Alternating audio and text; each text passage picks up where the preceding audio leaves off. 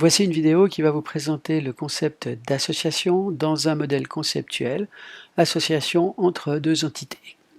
Ici, les entités que nous avons choisies sont dans un thème sportif. Nous avons une entité joueur, chaque joueur a une licence et le numéro est l'élément qui va distinguer chaque joueur. Ils ont tous bien sûr nom, prénom, date de naissance, plus d'autres attributs que nous n'avons pas listés dans cet exemple. Pareil ici, les équipes, on a gardé juste un nom d'équipe, aucune autre information supplémentaire, et ce nom par contre est l'identifiant. Il ne peut donc pas y avoir deux équipes de même nom. Il y a un lien évident entre joueur et équipe. Il est modélisé de la manière suivante avec une association. Cette association, j'ai choisi ici le terme incorporer, le verbe incorporer pour la représenter. Et nous pouvons dès lors lire cette association dans les deux sens. Un joueur est incorporé dans une équipe et une équipe incorpore un joueur ou des joueurs. Un ou des, telle est la question, et la réponse se trouve dans l'étude des cardinalités. Nous parlons de cardinalité au pluriel parce que ces cardinalités vont se positionner à deux endroits qui sont sur les branches, chacune s'appliquant à un sens de lecture de l'association. Une cardinalité s'exprime toujours au moyen de deux valeurs qui sont les valeurs minimum et maximum.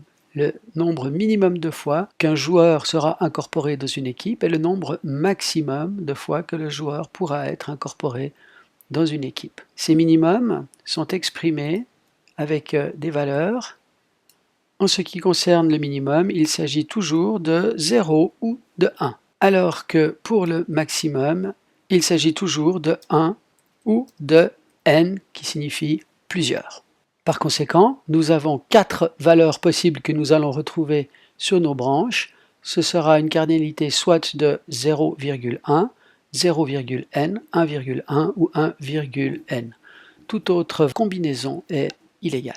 Regardons maintenant un exemple concret. J'ai choisi ici de poser les cardinalités 1,1 sur la gauche et 0,n sur la droite. Qu'est-ce que cela signifie? Je vais lire maintenant l'association de la gauche vers la droite, et c'est cette cardinalité-là qui est importante.